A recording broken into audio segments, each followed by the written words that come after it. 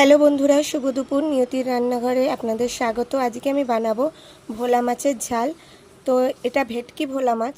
মাছগুলোকে প্রথমে আমি ধুয়ে নিয়ে নুন হলুদ দিয়ে মেখে নিয়েছি।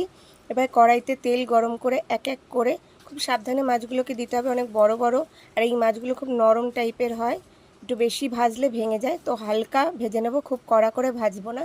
দেখুন এরকমভাবে ভেজে নেব। এবার মাছগুলোকে আমি তুলে নিলাম। খুব কড়া করে ভাজিনি, হালকা করেই ভেজেছি।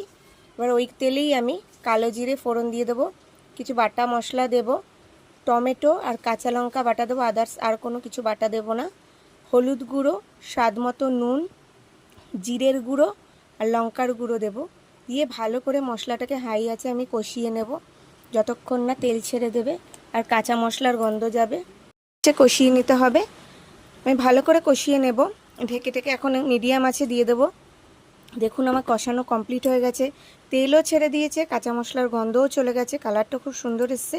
এবার আমি জল ঢেলে দেবো যতটা আমার প্রয়োজন। যে যেরকম ঝোল খাবেন সেই অনুযায়ী জল দিয়ে দেবেন।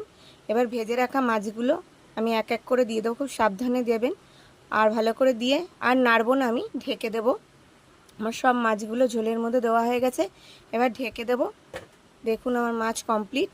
নাড়াচাড়া করবো না, কারণ ভেঙে যায় মাছগুলো, খুব নরম টাইপের মাছ হয়।